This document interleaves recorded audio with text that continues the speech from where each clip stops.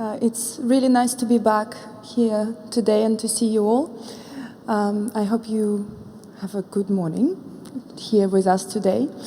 I'm on stage to introduce an incredibly powerful, beautiful young woman called Josie Badger.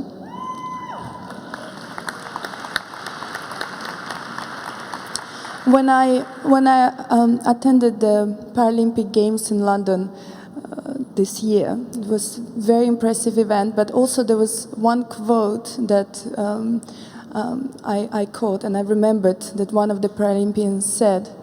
It sounded like this: focus not on what you miss, but on what you have. And this incredible woman done just this. She has used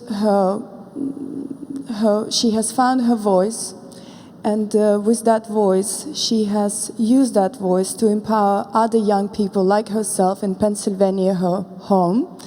And she built a network of 2,000 young people and helped them to become better leaders, to find their voice. She encouraged them, she worked with them. She has, on the state level, she was founding member and president of the Pennsylvania Youth Leadership Network. And through her work, she was an author of 2 youth transition toolkits and has led over 200 trainings.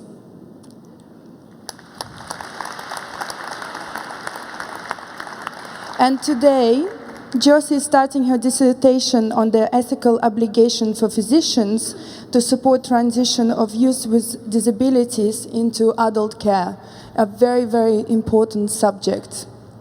And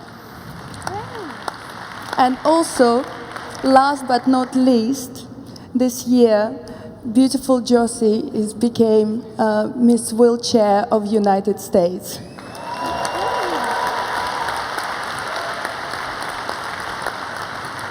I think you will. I just met Josie backstage, and we had a little chat before we came here. And I was really, really impressed with this young woman, and I was really empowered myself. And so here she is for you.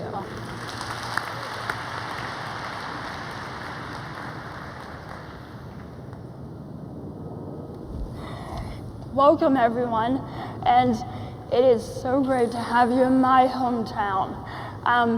So real quick, before I came up here, last night I was trying to prep myself and like pump myself up.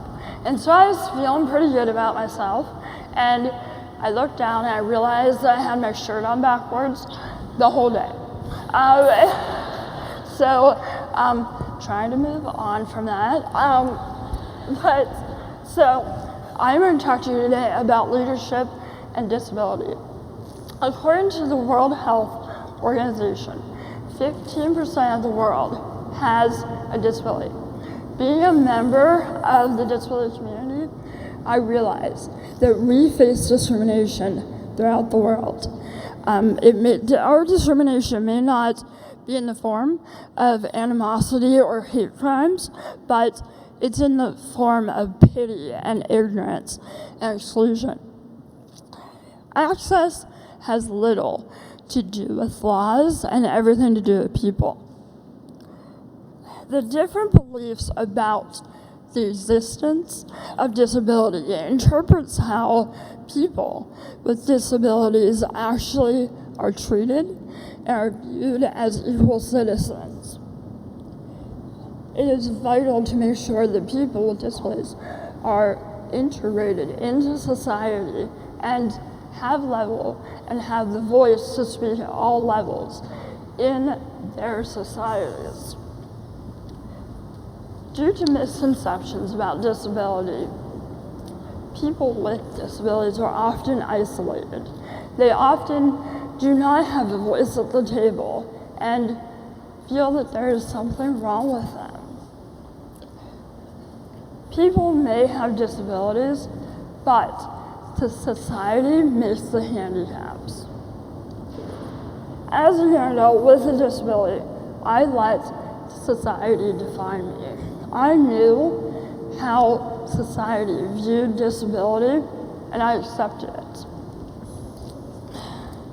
I felt that I was broken and I needed fixed, and that the only way to contribute was to be able-bodied. And so I spent much of my younger life till I was 18 trying to be quote-unquote normal and to pretend like I didn't have a disability. Mark Twain once said, there are two most important days in a person's life. The first is the day you were born. The second is the day you find out why. This happened to me when I was 18. I attended a leadership conference for youth with disabilities. And it was the first time that I realized that I could be a leader as a person with a disability rather than in spite of it. I realized there were not enough opportunities for youth with disabilities to become leaders. So, in 2005, I developed the Pennsylvania Youth Leadership Network.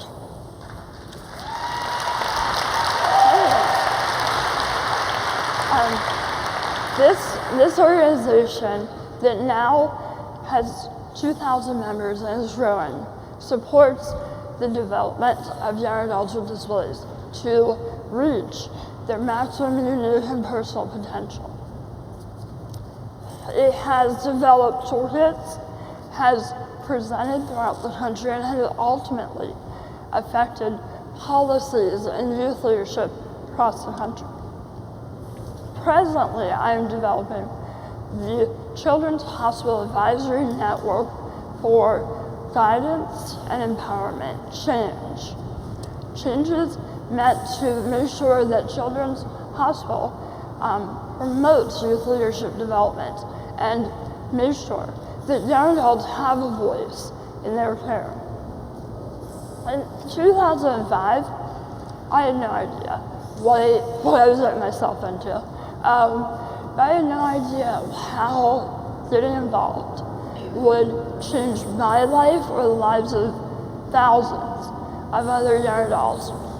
I was not in pursuit of accolades or recognition or to change the world. I wanted one other young adult to have a moment, that moment in life where you feel that you're meant to be there, that you're not broken, that their life isn't a mistake. And from that, I was able to make a difference in not just one young adult, but in thousands. This simple message was the foundation of these networks, empowering young adults throughout the country. It was about making them understand that even though they have a disability, they can make a difference. It doesn't take 1,200 youth or money or political affiliation to make a difference. It takes the self-conviction and passion of one. One person can change a policy. One person can empower an entire community, and one person can change the world. I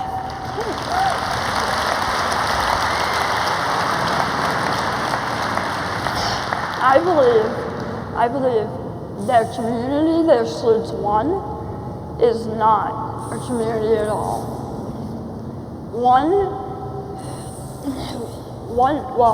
I charge you today to be the one who advocates for people with disabilities and exclaim that there should be nothing about us without us. I believe that this is what One Young World is all about. It's about the one person who can empower, the one person that can change the world. It's about taking the opportunity to change the world, one person at a time. as one of America's top disability leaders would say, lead on, one in a world, lead on.